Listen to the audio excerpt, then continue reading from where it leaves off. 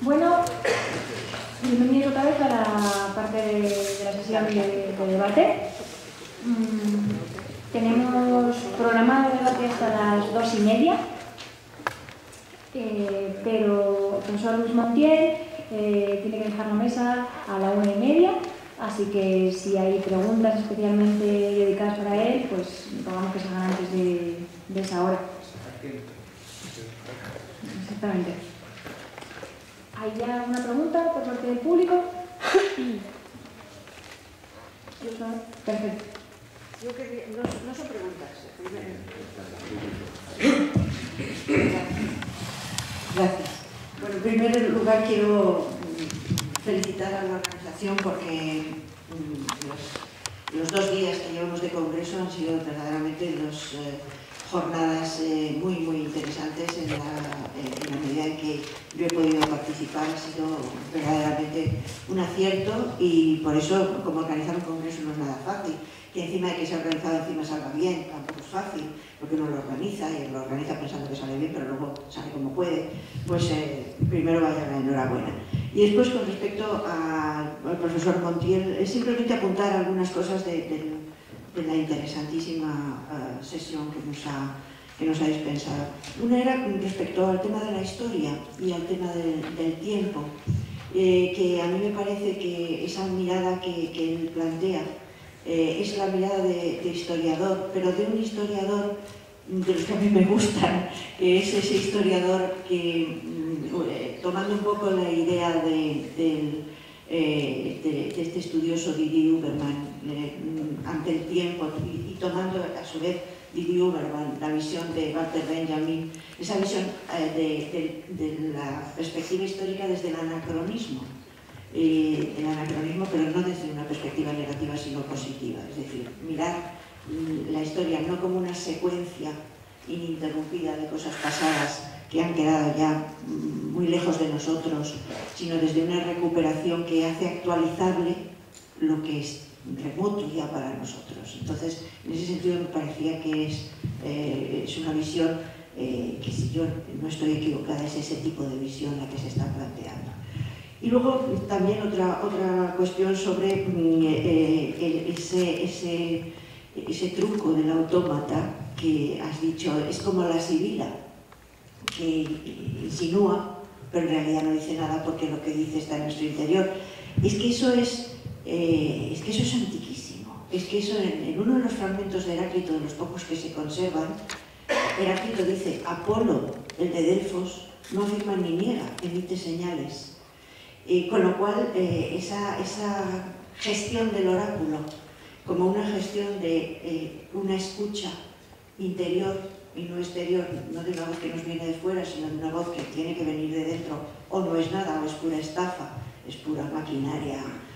Me ha parecido verdaderamente muy interesante. Y simplemente quería señalar de los muchísimos aspectos que he ido aquí tomando nota. Bueno, el pato, he anotado aquí el pato Frankenstein, porque cuando ha salido la imagen enseguida has recurrido a la misma visión, claro que sí. Pues nada, muchísimas gracias por todo. Agradecido soy yo por este juicio tan favorable, viniendo de una amiga no cabía esperar otra cosa, pero vamos, además de que es una amiga honesta, no se caracteriza por dar coba porque sí, ¿no?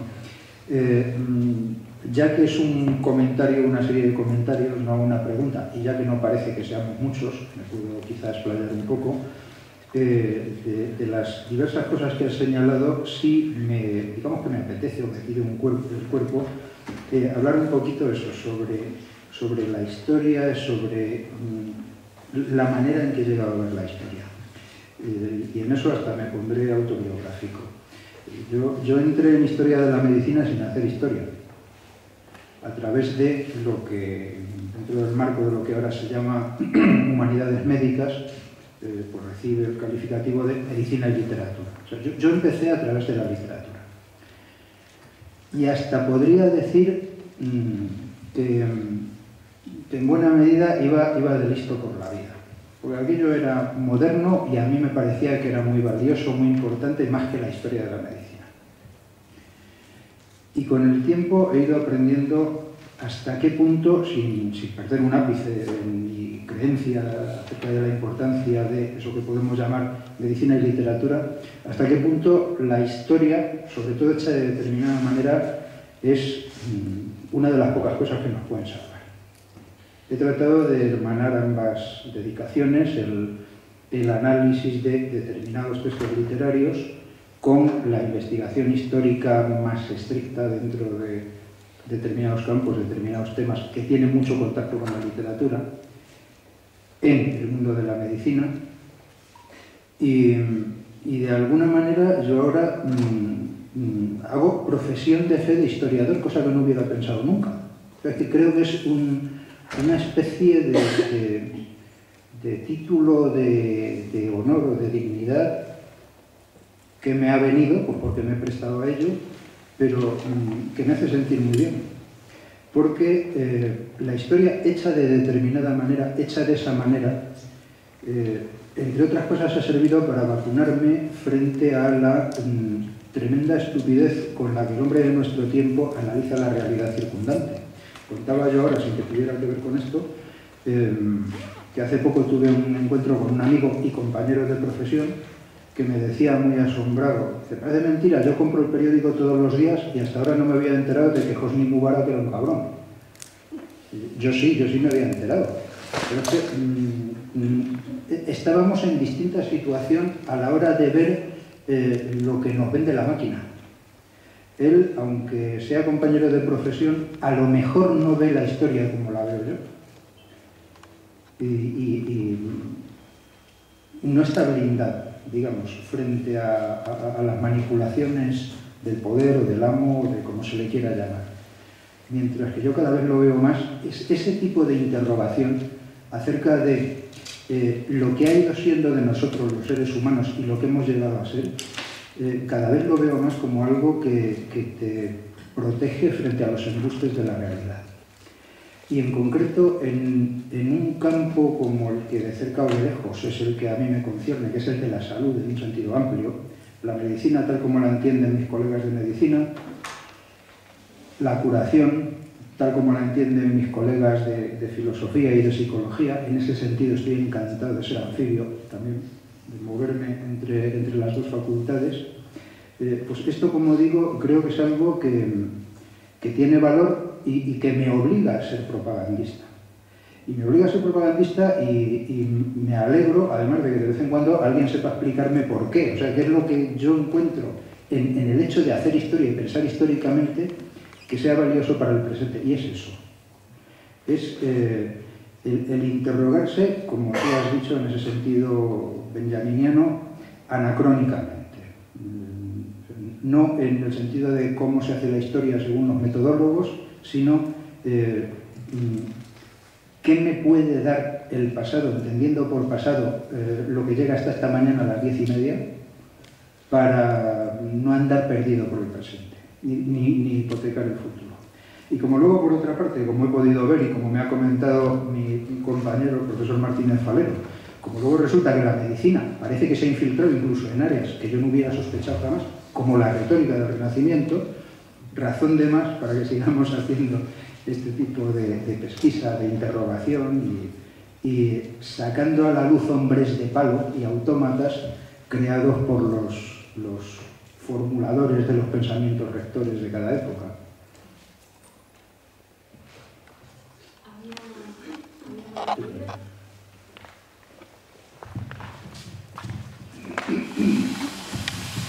Sí, yo quería preguntarle, algo usted del magnetismo animal, quería preguntarle si tenía que ver con el movimiento del mesmerismo, efectivamente, os está hablando de todo ese rollo, y sobre todo, ¿en qué medida cree usted que el magnetismo animal tiene una incidencia importante para abordar el estudio del psicoanálisis y el inconsciente? Sí, de hecho, en eso llevo trabajando desde hace 8 años y ya he sacado bastantes cosas. Sí tiene que ver, vamos, de hecho arranca de ahí. El magnetismo animal es una creación intelectual basada en datos de observación, en muchos casos discutibles, de Franz Anton Mesmer, pero que de alguna manera abre la puerta a la emergencia, a la salida a la luz pública de lo que podemos llamar el inconsciente, la vida psíquica inconsciente. Margaret Louis podríamos decir, porque Mesmer está en otro mundo, Mesmer sigue siendo materialista, pero que sobre todo, y eso es lo que más he trabajado y más me ha interesado, donde encuentra su campo abonado es en la medicina del romanticismo alemán, la medicina filosófica dirigida, digámoslo así, por la filosofía de la naturaleza de Schelling, donde se produce una auténtica subversión, una transmutación de los valores, que diría Nietzsche. Es la primera vez en la historia de la humanidad occidental, al menos, pero yo casi diría que de la humanidad y punto, en la que el médico voluntariamente abandona la posición de poder. Los magnetizadores románticos no controlan la terapia. Los magnetizadores románticos ponen en trance a la persona, al paciente, le devuelven la palabra, le dejan hablar. Es una terapia del oído, no de la mirada, con lo cual ya hay una ruptura con todo lo que hemos ido viendo antes. Le devuelven la palabra y le otorgan la autoridad. Quien dice en qué consiste la enfermedad es el paciente. Y en muchos casos, quien propone la terapéutica es el paciente. Y en otros, como en ese excelso y maravilloso, que es la historia que has comentado, de Lady Lincoln, tenemos el diario de tratamiento magnético completo día por día, 200 y pico páginas, pues las cosas son incluso más sutiles. No se sabe lo que se está haciendo, pero lo que se está haciendo es lo que cada día pone en marcha la paciente, que entre otras cosas ha anunciado que se curará el 17 de agosto. Pues los médicos se ponen a su servicio para que ella haga lo que tiene que hacer, viva lo que tiene que vivir, diga lo que tiene que decir y finalmente se divorcie de su marido en la fecha anunciada. En ese sentido, sí, tiene que ver con el magnetismo animal, aunque con un magnetismo animal muy autónomo, y su relación con lo que luego será el psicoanálisis, para mí mayúscula. Mayúscula en el sentido de algo que está surgiendo y que quienes lo sacan a la luz no son capaces de ver hasta dónde están llegando. Pero en algún caso, como en el de Korev, le costará el prestigio, le costará el puesto y está a punto de costarle la cárcel. En el caso de Korev, está actuando de una manera que podríamos llamar pre-psicoanalítica.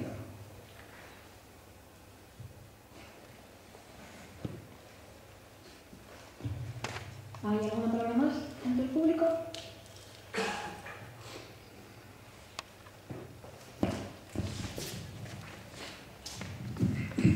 Bueno, muchas gracias por vuestras exposiciones, que me han gustado mucho las tres. Y quería hacer un comentario, una pregunta a la primera exposición, a la de Beatriz Botero. Entiendo que ella ha cuestionado el amor como sentimiento y en particular este amor mustio, ¿no? El nombre viene al pelo. Yo había notado algunas opiniones o algunos comentarios que a lo mejor nos llevan a debatir un poco sobre qué es el amor, nada más y nada menos, ¿no? Y en contra, me parece, de lo que habías expuesto, me parece que sí, que esto que expresa Mustio y que siente Mustio, aunque Mustio sí que es una expresión de amor, ¿no? ¿Por qué lo digo? Sobre todo por el componente narcisista que tiene el sentimiento de amor en sí mismo, ¿no? Que obviamente señala Freud en primer lugar y que luego continúa Lacan. Pero por otra parte, yo había notado que aparece el amor, sobre todo desde la intervención de Lacan, ¿no? Como una posible suplencia de lo que él llama la imposibilidad de la relación sexual. Es decir, como algo posible que viene a colocarse allí donde no hay proporcionalidad entre los dos sexos. Y en ese agujero que queda, en esa barrera, en ese vacío que queda entre los dos sexos, ahí como posibilidad puede advenir el amor. Y hay algo en la novela que sí que me parece que refleja eso, porque ese amor mustio es algo que viene a colocarse en un cierto lugar donde hay un agujero, y es el agujero de la muerte, de la inminente muerte de Mustio, y donde viene a colocar un sentimiento que tiene que ver con un objeto pasivo, que en este caso es esta mujer, y que viene a jugarse en uno de los objetos que también aísla Lacan a partir de Freud, que es el objeto mirado. Y al fin y al cabo esos objetos siempre, al igual que la imagen y que la identificación imaginaria, y yo diría que al igual que toda imagen que nos involucra y que nos conmueve, viene a tapar de alguna forma ese agujero constitutivo que da lugar a cualquier ser humano, ¿no? Así que yo creo que a esa manera Mustia sí que responde, ¿no?, la novela.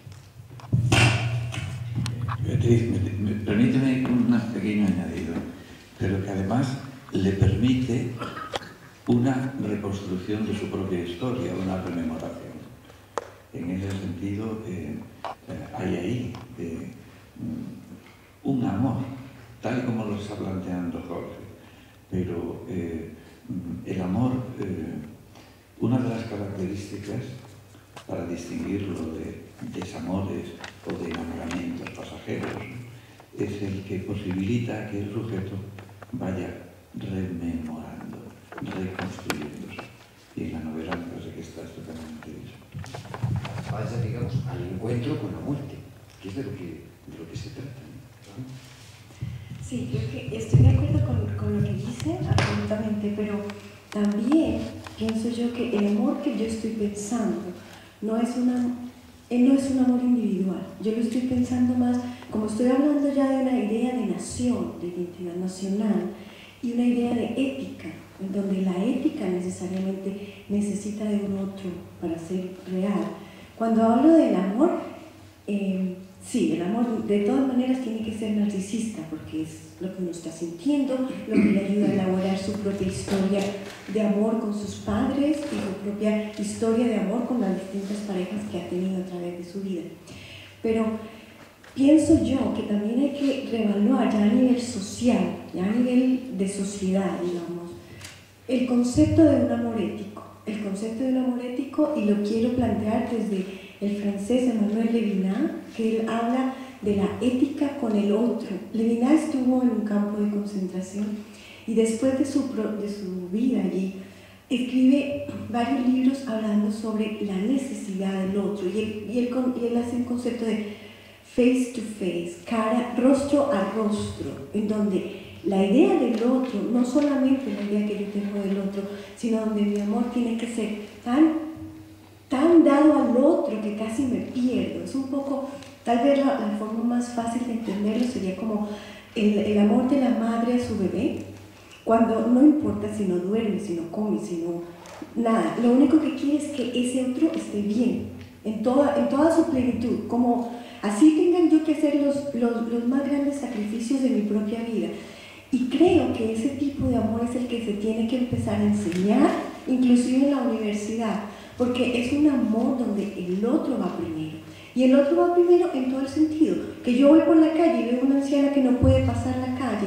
Es un amor incondicional, que no estoy esperando respuesta, y que puede llegar inclusive más allá, puede llegar pensándose en que yo tengo agua y me puedo duchar 3 horas, pero es que yo tengo que pensar que en África no hay agua, y que hay niños muriéndose porque no tienen que beber. Entonces, que yo dure 5 minutos en la ducha no va a hacer que este niño tenga agua, pero tengo una responsabilidad social de amor para con el otro, donde el otro, tengo que pensar en el otro en mi acto cotidiano de la vida. Y si todos tuviéramos esa actitud de amor al otro, de amor en el sentido no solo narcisista, que también es, de ahí parte, digamos, ¿no? No se puede amar sin el narcisismo, pero si todos tuviéramos una idea de quiero que tú estés mejor que yo, porque quiero que estés mejor que yo, no que igual que yo o menos que yo para ayudarte, digo. Si quiero que estés mejor que yo, y trata de hacerlo eso con todos, y todos a su vez tratan de hacerlo, digamos que ya la idea de yo tengo más dinero, yo tengo más poder, yo tengo más, empezaría a hacer como un cambio en la perspectiva, de tal forma que el otro empieza a ser casi más importante que yo mismo para construir nación y mundo, donde ya no solo me importo yo y mi pequeño núcleo, sino el otro. Y claro, de todas maneras, el amor narcisista que permite esa historia personal, que permite reconstruir, revalorar, remirar mi propia historia, va a permitir hacer análisis también para el otro. O sea, como yo ame, cada uno tiene su forma de amar, pero si yo lo único que quiero es que el otro esté mejor, ahí habría un cambio casi que de perspectiva frente al amor en sí mismo, ¿no? Cuando tú realmente estás completamente enamorado, no te importa hacer ningún tipo de sacrificio, que tengo que manejar 8 horas no me importa, que tengo que dejar de dormir no me importa. Si a ti no te importa una persona, no haces ningún tipo de sacrificio. Si la quieres para mirarla, para pues que esté ahí quietica y que no hable, ojalá, porque si habla me va a traer problemas. Y con respecto al hablar, es interesante cómo en la literatura colombiana, por lo menos, la mayoría de las mujeres no hablan, los hombres hablan por ellas. Los hombres dicen, ella está así, ella quiere esto. Desde novela como María de Jorge Isaac, es como la novela emblemática del romanticismo, escrita en 1867, va a ser el hombre el que habla. Y luego, si nos vamos más en la historia, La vorágine, luego 100 años de soledad de Gabriel García Márquez, aunque Úrsula tiene voz, muchos de los personajes no tienen voz, el hombre habla por ellas. Entonces, si se cambiara esta idea de amor, en donde tu palabra es tan importante como mi palabra, independiente de qué género eres, habría también otra idea de comunicación, ¿no?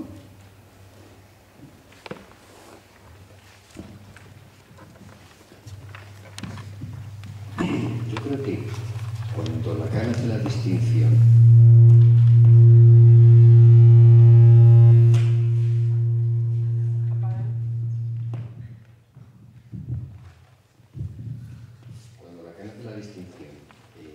de identificación simbólica e identificación imaginaria, es decir, cuando distingue los 3 registros, real, simbólico e imaginario, da cuenta justamente de esos 2 tipos de amor de lo que estamos hablando. Es decir, de la vertiente imaginaria del amor, que lo que lleva es a la consistencia del sujeto, que es una consistencia siempre ilusoria y siempre ficticia, y que yo no lo sabía, pero que tú has señalado muy bien las 2, de dónde proviene la palabra identidad. Es decir, ese idem, que es lo mismo, es decir, identificarte con lo mismo en el registro del amor imaginario, lo que no sale de una relación dual, que al final es solamente uno, que es uno con su propia imagen, y ahí aparece un ideal de amor. Y me parece que es el que describe mejor la novela. Y luego, ese segundo registro, que es el registro de lo simbólico, aquel en donde podemos establecer vínculos y en el que podemos intercambiar algo, que como dice Lacan, amor en ese registro es dar lo que no se tiene, dar lo que no se tiene. Añade luego, dar lo que no se tiene a quien no lo merece. Pero quedémonos con la primera parte, ¿no? Y en ese caso sí. Por eso, intentar manejar de forma sencilla esas categorías a veces nos ayuda mucho, ¿no? Identidad imaginaria, lo que tiene que ver con la plenitud y con la fijeza de nuestro propio yo. Lacan dice, la identidad imaginaria es lo que constituye el yo. Y todas las imágenes que proveen nuestra identidad imaginaria son aquellas con las que nos identificamos a nivel de la imagen, ¿no? De la imagen del espejo.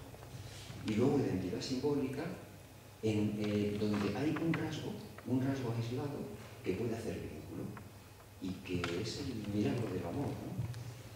Que dice también Lacan, aprovecho para soltar todas las coletillas de él, dice, es lo que permite al goce condescender al deseo. Es el milagro que permite al goce condescender al deseo. Y el deseo es lo que vincula, ¿no?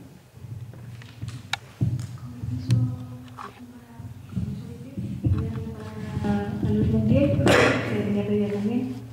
Sí, es una cosa mínima, pero creo que merece la pena. Es que, como estáis siendo buenos, voy a haceros un regalo. En relación con todo esto que he oído, lo que habéis comentado, lo que has respondido tú, en relación con el amor, cierto tipo de amor, el amor ante el trance de muerte como momento de rememoración a través del amor, no he podido dejar de recordar una obra maestra que acabo de leer. Una obra maestra con mayúsculas. Tanto, no sé cómo, porque lo de obra maestra es algo que está muy manido, habría que subrayarlo de alguna manera, aunque sea de castiza. Una obra maestra como la copa de un pino. No sé si me entendéis.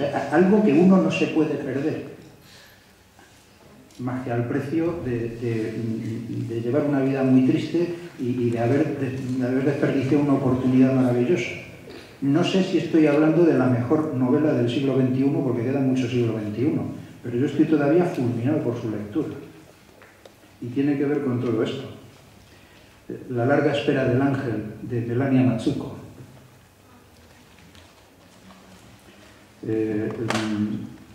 Es un dato que os ofrezco por amor, esperando recibir a cambio amor, y que si hay un día del juicio, todo un coro de voces se levante diciendo: no, si ha sido un canalla, pero un día nos dijo que teníamos que leer esto.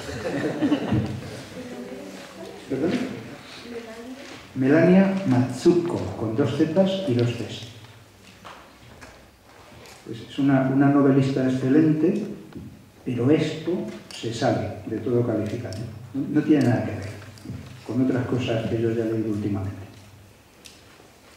Muchas gracias por esta recomendación. Y si el tributero quiere añadir algo.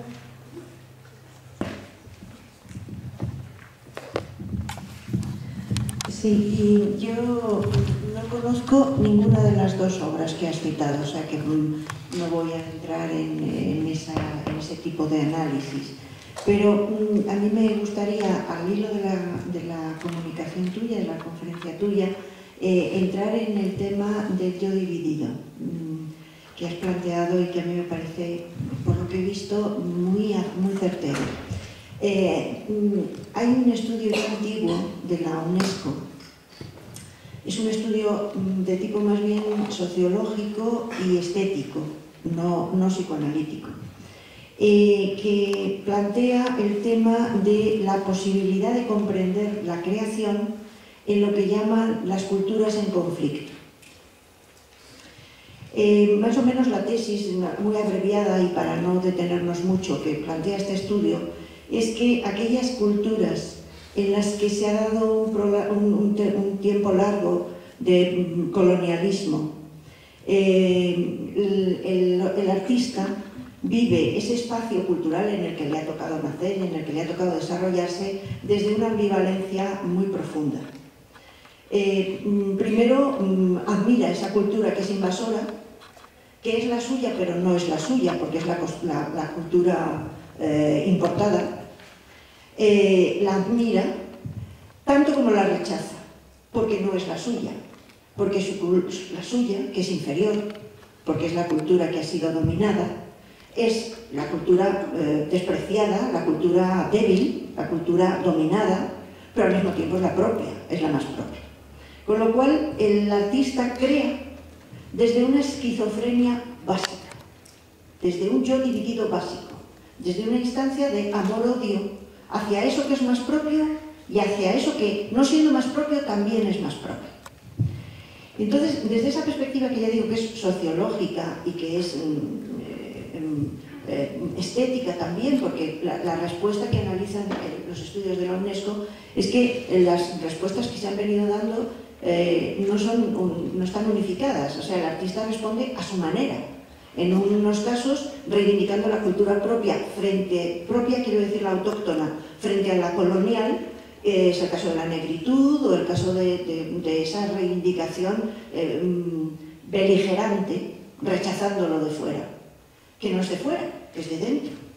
En otros casos, al contrario, asimilándose absolutamente a esa cultura que es la superior, que es la de fuera, que es la más avanzada tecnológicamente, la más rica, la que domina, y asimilándose a ella, creando en esa otra cultura que también es propia, pero es menos propia. o haciendo lo que ellos llaman, los estudios de la UNESCO, una síntesis superadora, que es, bueno, pues tendríamos el ejemplo de Boles Soyinka, premio Nobel, que bueno, es centroafricano. Él escribe en francés, pero reivindicando esa cultura animista de las orillas de los grandes ríos centroafricanos. Bien, bien. Traspuesto esto a la obra, por ejemplo, de García Márquez y a ese yo dividido que se plantea ahí, a mí me parece que habría como un paso más, pero dentro de este mismo espacio. Es decir,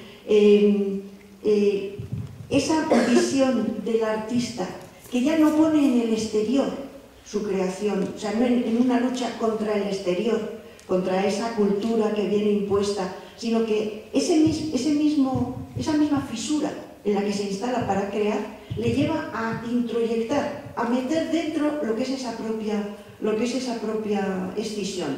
Y esa propia escisión se vive, como lo planteabas tú, un paso más allá de aquel estudio, como una identidad dividida, ya no una identidad dividida contra lo de fuera, sino una identidad dividida contra los propios sentimientos, contra los propios planteamientos éticos. El héroe es un héroe que no tiene de héroe nada, pero que se vive como un héroe al mismo tiempo que se vive como antihéroe. O sea, es alguien a quien se venera, a quien se le tributa cualquier tipo de admiración, pero al mismo tiempo desde la convicción de que eso no es, ni mucho menos, ni aceptable, ni ético, ni de recibo. Y en esa, o sea, la fisura que había afuera se ha instalado en la propia fisura interior.